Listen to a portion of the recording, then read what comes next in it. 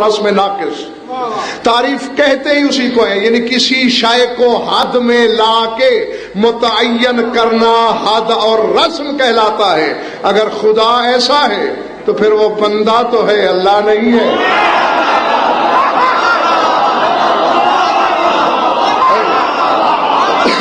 سمجھ میں آئی بات یا نہیں؟ جی جی جی. یعنی اگر مجھ سے کہا جائے جس پر تم بیٹھے ہو اس کی تعریف کرو، میں کہوں گا یہ ممبر ہے.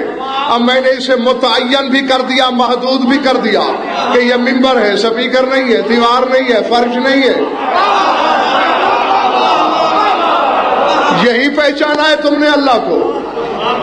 خدا کو محدود کر کے بھی تم موحد. میں خدا کے بندوں کو لا حد کر کے بھی مشرک.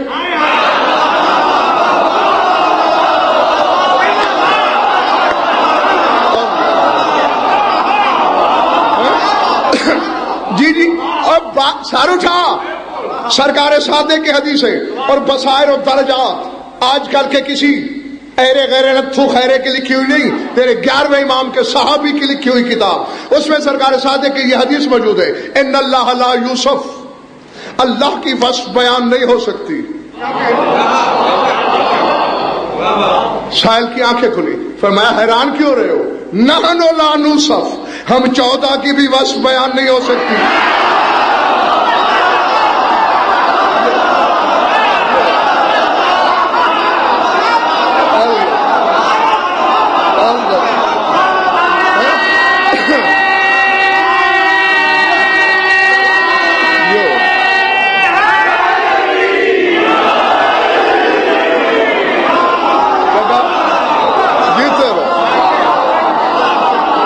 اللہ کی وصف بیان نہیں ہو سکتی.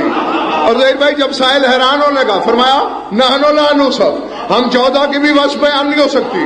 اس کی مزید آنکھیں پھٹی، مسکرا کے فرمایا ان المومن لا یوسف، مومن کی بھی وصف بیان نہیں ہو سکتی.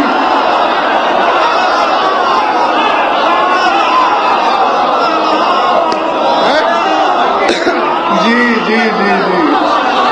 اللہ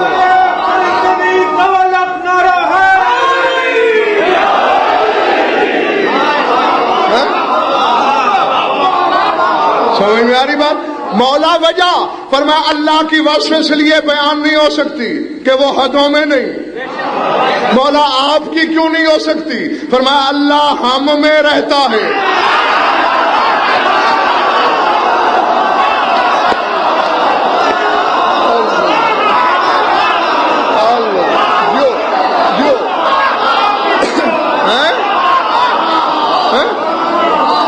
جب مظروف کی نہیں ہو سکتی ظرف کی کیسے ہو؟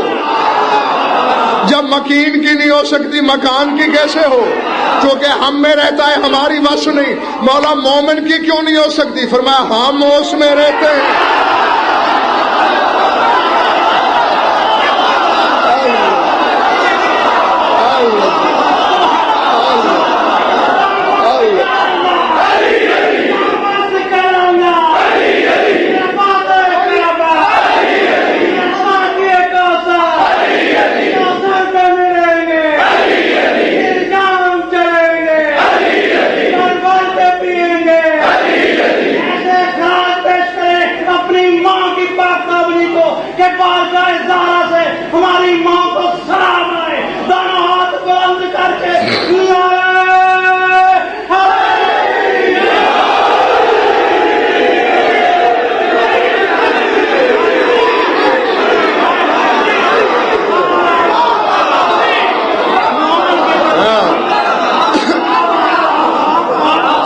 جیتے رہو جب تک طبیعت ہے تمہاری. تو خدا کو محدود کر رہا ہے، یہاں مومن لا محدود ہے. تو اس لیے شاکر بھائی حمد کا ترجمہ تعریف نہیں، حمد کا ترجمہ حمد ہی ہے. جی. اور یہ ترجمہ بھی صحیح نہیں ہے کہ تمام تعریفیں، تمام کا لفظ بھی وہاں بولا جاتا ہے جہاں عدد کا علم ہو.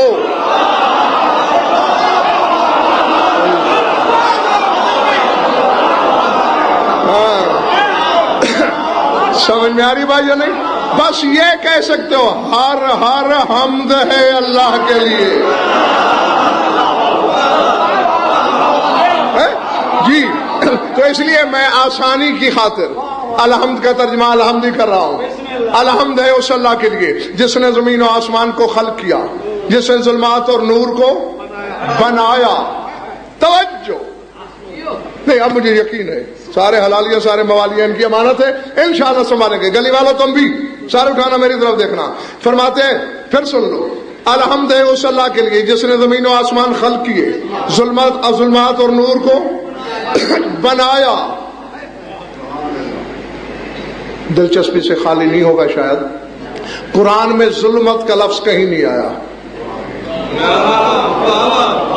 یعنی واحد کے صیغے سے ظلمت کہیں نہیں. ظلمت کہتے ہیں اندھیرے کو، ظلمات ہے جمع. قرآن میں ہمیشہ ظلمات ہی کہا گیا ہے، جسے ظلمات اور نور کو بنایا. ثم الذین، قرآن پڑھ رہا ہوں، آیت ہے روایت نہیں. ثم الذین کفروا بربہم یعدلون، فرمایا پھر جو لوگ کافر ہو گئے ہیں وہ اوروں کے ساتھ رب کو برابر سمجھ رہے ہیں.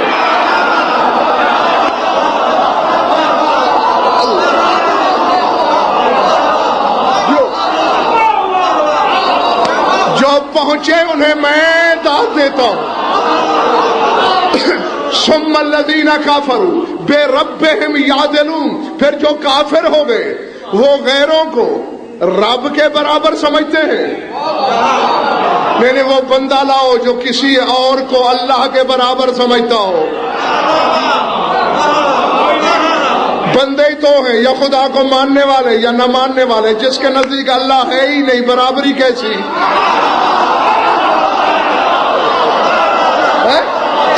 اور جو اللہ کو مانتا ہے وہ برابری کا سوچ بھی نہیں سکتا.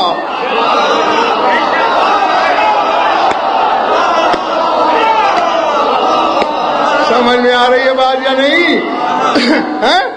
رسول نے خیبر کی گن کی طرف دیکھ کر فرمایا تھا ہؤلاء الذین عدلوا بک یا علی، اے علی یہ وہ لوگ ہیں جنہوں نے تیرے غیروں کو تیرے برابر سمجھا.